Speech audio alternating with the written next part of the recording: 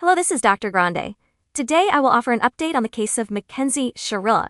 Her notorious crime is the topic of a documentary titled The Crash. First, I'll look at the background of this case, move to the timeline of the crime, then offer my analysis.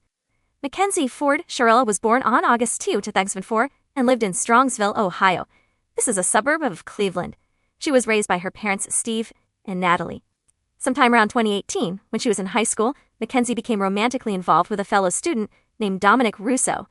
Dominic was involved with cryptocurrency, wanted to start his own clothing line, and had dreams of selling products related to vaping. Sometime near the end of 2021, Mackenzie moved in with Dominic. They lived in a house owned by Dominic's mother, Christine. This house was right next door to another house where his mother and brothers lived. Now moving to the timeline of the crime. On Saturday, July 30, 2022, 17-year-old Mackenzie Shirilla, 20-year-old Dominic Russo, and a 19-year-old friend of theirs named Davian Flanagan drove to a graduation party in Mackenzie's 2018 Toyota Camry. They arrived at 10:15 p.m. and remained there for a short time. The group then drove to the home of a 19-year-old friend named Paul. His house was on Brushwood Lane in Strongsville, Ohio. They arrived at about 11 p.m. Mackenzie, Dominic, and Davian smoked marijuana at this get-together, which has been referred to as a sleepover. At 5:30 a.m. on the next day, Sunday, July 30, the trio left the sleepover at Paul's house. Mackenzie was driving her Camry, Dominic was in the front passenger seat, and Davian was in the back seat. Just before 6:20 a.m., a motorist called 911 and reported observing a severely damaged vehicle at the intersection of Progress Drive and Alameda Drive.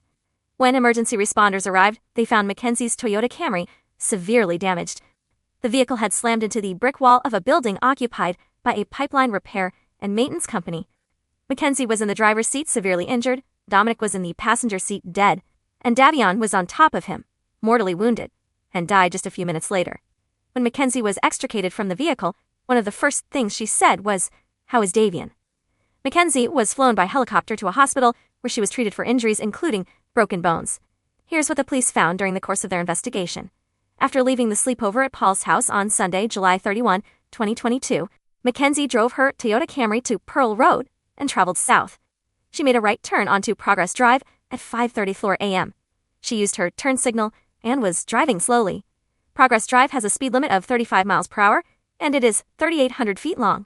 It runs through the Progress Business Park, then ends at a T intersection with Alameda Drive. Not long after making the right turn onto Progress Drive, Mackenzie pushed the accelerator to the floor. The gear shift was manually moved into neutral before being manually moved back to drive. Mackenzie made a small left turn and then a significant right turn. The force of the vehicle was so great, the data recorder calculated that the vehicle was rolling over. This hard steering event was probably caused by the camera hitting the curb at the end of Progress Drive and becoming airborne. Right after this, the vehicle slammed through a sign and into the building. The data recorder in the vehicle recorded the last 4.6 seconds before the collision. During that time, Mackenzie had the accelerator at 100% acceleration. The camera was moving at 97 miles an hour before it left the road, and 80 miles an hour when it slammed into the building. Mackenzie never applied the brake. A consulting firm was hired by the state to examine the Toyota Camry. The firm concluded that the brakes in the vehicle were functional and there was no mechanical or electrical failure that would have caused a loss of braking, accelerator control, or the ability to steer. At the time of the collision, Mackenzie had marijuana in her system, but no other substances. On November 4, 2022, just over 3 months after the collision, Mackenzie Shirilla was arrested and charged with murder, drug trafficking, drug possession, and possessing criminal tools. The drug charges were based on the discovery of psilocybin and a digital scale at the scene of the collision. Mackenzie was also charged in connection with a separate incident. She allegedly broke into the Columbia Church of God in Columbia Station, Ohio. On July 19th, she was charged with breaking and entering, vandalism, and desecration.